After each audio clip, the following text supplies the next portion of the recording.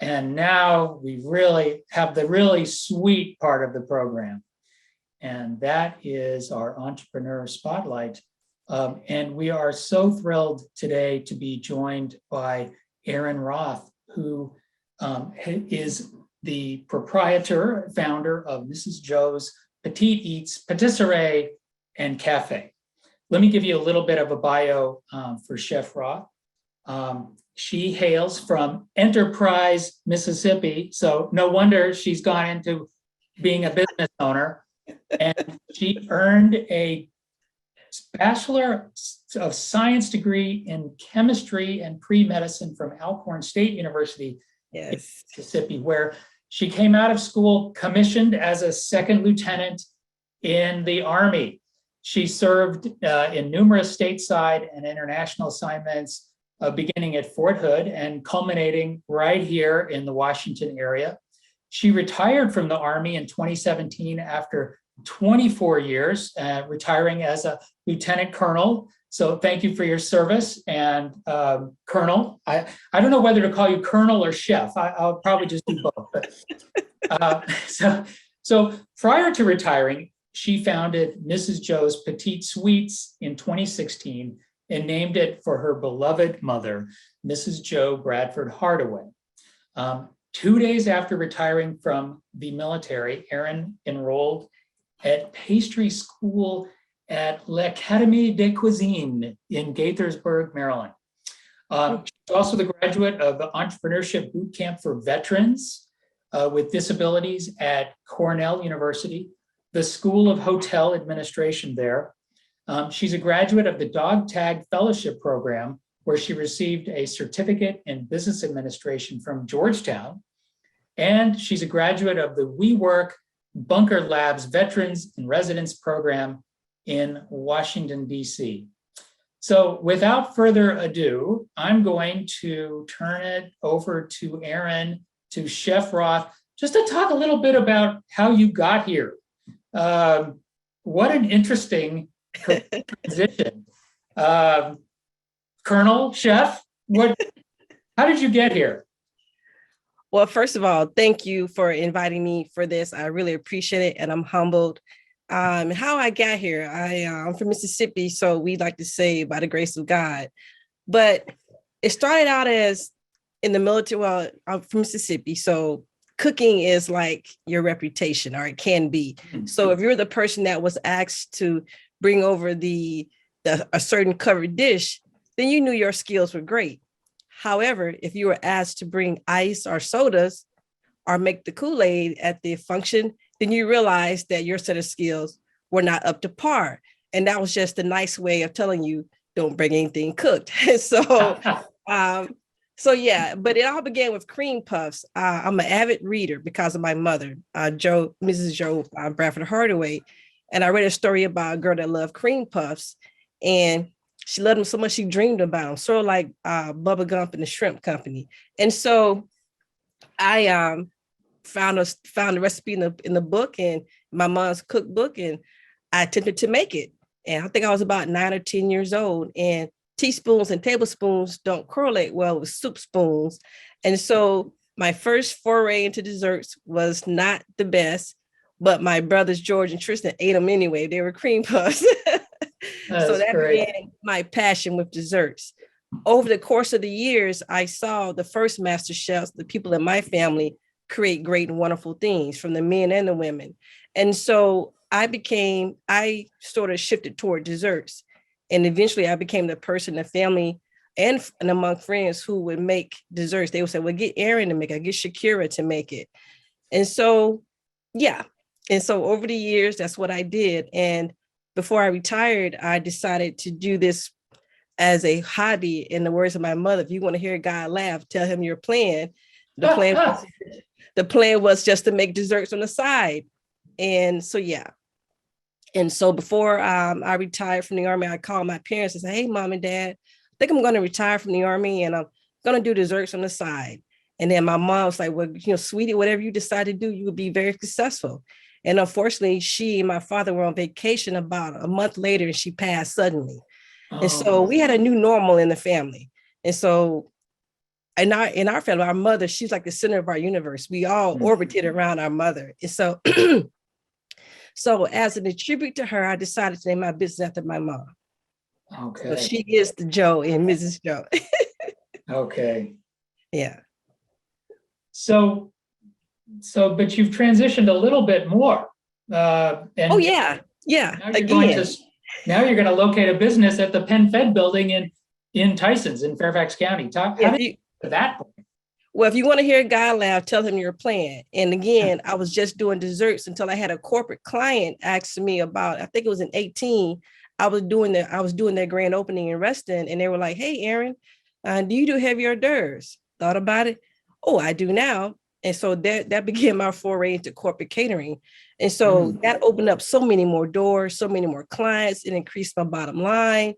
And so I went into it like not sure, but now we're in a full throttle. And how I got into the Penn Fed, I had a mentor reach out to me and say, "Hey, Erinn, would you like to compete or, respond to an RFP that Penn Fed is going to push out about the cafe space?" The previous tenant was moving out. And so I said, wow, didn't think I had a snowball's chance in hell, but that's when you want to hear a guy laugh, tell him your plan. And so I went into it. I had a friend who was an Army contracting officer. So I reached out to him and said, "Hey, how do I best formulate my response to this RFP?" I said, "I'm the smallest guy competing for this." And he gave me some great information.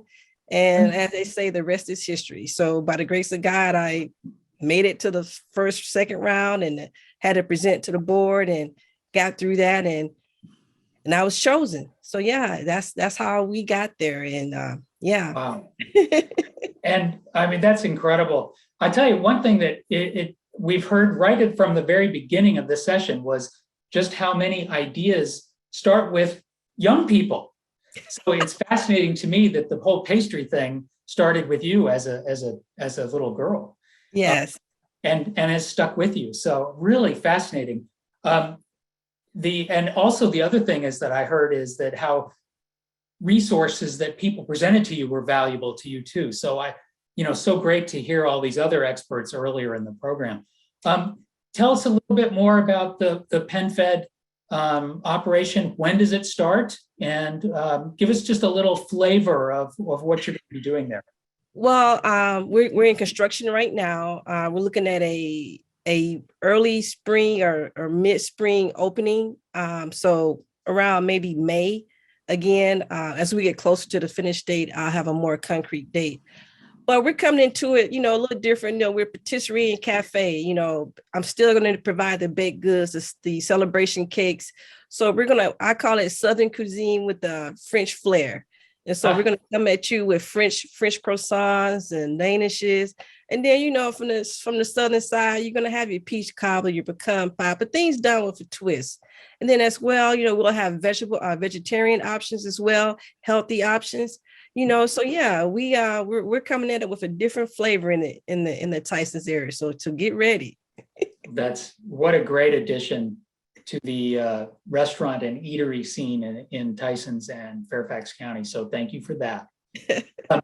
So I would be remiss if I didn't tell the audience that you were on Crime Scene Kitchen, the Fox show. So, we're all dying to know what that was like. So can you talk about how you got on that and just talk a little bit about, I think you were on 5 episodes, right? So you made it down the line a bit. Yeah. So again, that was, if you want to hear God laugh, tell him your plan. The same day that the mentor reached out to me about the Penn Fed opportunity was the same day a casting agent sent me a DM on Instagram asking me would I be interested in being on a TV show. And I'm like, yeah, and you get a lot of, I get a lot of things on DM. I'm not sure about everybody else, but I was like, yeah, right. So I called my best friend in Atlanta, Thelma. I said, hey girl, check this company out. Cause just want to make sure. And so, because she's an actor. And so she looked up them in their database that actors have. He said, oh yeah, they're legit. They've done Big Brother. And I was like, ooh, okay. And so while I'm on the phone with Pam, the casting agent, while I'm at the vet because my puppy hurt his foot at daycare. But anyway, so So that whole day was crazy. I say I should have played a lottery that night because that was a Yeah. crazy day. But and so it began a whirlwind of things to get ready for. I reached out to my friend from pastry school, Amanda. She's a retired Air Force airman, and so we went in there together and did our audition tapes, and we did this in a matter of like 3 weeks. We had audition tapes. We had to do B-roll. We had to put together a cake and video. It was just do a wardrobe, background checks. I mean, it was easier to get a top secret security clearance from the military than get go through all the things for crime scene kitchen. We had to get a health. It was just crazy. I was at Walter Reed getting all this stuff, and so it was. Then we flew out on 2 April, and then you can't tell anybody. So it was like, but yeah, we it was great. I have a whole new respect for TV world. It's a grind. It's early night and early morning, late nights. I mean, it took us 2 days to do one episode. So when you guys saw like the dessert round and the showpiece round, that was 2 days. But on TV, it looks like, oh, it's just 30 minutes, but an hour. But no, it's 2 days. Really, 2 days. 2 days to do one episode. Wow. I had no idea. Yeah. And then once we're in the hotel, we couldn't talk to anybody else. We couldn't talk to the other contestants. I could only talk to my teammate, Amanda. And so, yeah, we couldn't go out. We couldn't use the gym in the hotel. We were just like under lock and key. More so 2 reasons, COVID and then protect the talent. But yeah, it was great. The chef, the judges were great. Joel is a hoot. I'm telling you, behind the scenes, if you could see my face, sometimes they were like, why is she looking like that? Because Joel has said something in the background that and it's just, wow. But it was truly, truly a great experience. Truly a great experience. Wow. Well, that is super interesting. Of course, nobody gets to do that and nobody gets behind the scenes like that. So hearing some of those details, that's really terrific. And what an opportunity and what a day that must have been for you to hear that news. So Can you tell us, you've been, I don't want to say God's laughing at you because I don't think God is laughing at you. I think God's impressed with you. But so what do you think are the qualities that make a good entrepreneur from what you've gone through? And what would you suggest for the folks who are listening and part of and being with us today? I would say first thing is you can't be a lazy person. Entrepreneur is going to be the hardest job you ever do, the hardest thing you ever do, because you're working for yourself. Over most of us, most of our lives, we've worked hard for corporations, other businesses, but now's the opportunity to work hard for yourself. And you have to come into this with, hey, I'm not going to give up. I'm not going to quit. You got to be smart about it. You got to make informed decisions. You just can't quit. I think about, had I quit my business during COVID, then I never would have still been making Instagram posts for the casting agent to see a year later. And so you just never know who's watching you. You never know who's watching your grind. And so you have to have a no holds barred attitude about it. You get to come in. And then 2, you have to realize that the business becomes your focus. When I started my business in 2016, I stopped shopping for myself per se. Everything I would buy or use or whatever was for the business. And so you have to make those sacrifices. I love to travel. I had to hold back on a lot of things that I wanted to do because I wanted to focus on the business. And so if you cannot focus on the business, then maybe you should consider something else, but you have to focus on your business. You have to make sure you know how to read a spreadsheet, how to read a profit and loss statement, how to read an income statement, reading your contracts. There's things you don't have to be an expert, but at least understand the basis of whatever you're reading. Wow. Do you have a tip? Let me ask you this. Is there one thing that you would say you wish you had done that you didn't do that would have gotten you either further along or gotten you off a detour? How much time you got, man? I've got 2 minutes. So you I would say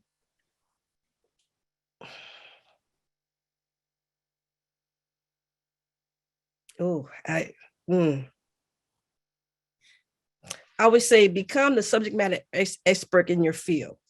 Okay. Whatever it is that you're doing, whatever business idea, become that subject matter expert. You should be so knowledgeable about new trends, new ways of doing things, the old way of doing things. You should be that melting pot of whatever it is in my field. And because if you're not, then what are you bringing to the table? Because I can go to somebody else. And so I would say that's the easiest thing, but that comes through research, reading, networking. There's so many other pieces of that. Taking all those free classes at the CBP. It's just so many things you have to become wise about. You have to become learned about. You have to do the work. There's no other way around. You have to do it. You have to network. You have to reach out. You have to do all of that. No one's going to do it for you. And two, you have to be your biggest advocate. No one should advocate your business better than you.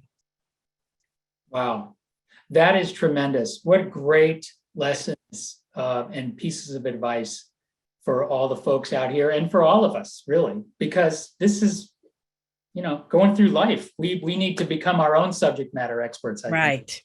So, wow, I have to say, I am so appreciative of the opportunity to be able to speak with you and to get a little inspiration from you.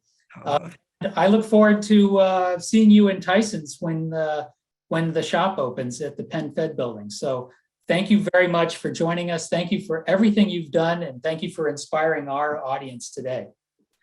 Thank you. Thank you so much. And, life is sweet. Have a treat. Thank you. Oh, that's terrific. What a way to end this program. So, everybody, thank you so much for joining us today here to learn a little bit about starting and growing a business in Fairfax County. I hope you've enjoyed listening to our experts and our Entrepreneur Spotlight section. We really are here to help you in any way that we can. If you have questions, further questions, and I hope you do, on this journey, please contact my colleague, Karen Sma, who is the director of the Diversity Business Investment and Entrepreneurship Division. You see her contact information there, ksma@fceda.org, or just go to our website, fairfaxcountyeda.org, and you can contact Karen from there, or look at all the other things that we can offer for businesses that are starting and growing here. I want to thank everybody for joining us. I really want to thank the experts for being with us again. And I really, really want to thank our special events team, Connie and Katie, for doing a great job. Our teammates at DCI, everybody behind the scenes, and our DJ for today, this morning, Spencer Wood, for joining us. So with that, I am going to say thank you very much.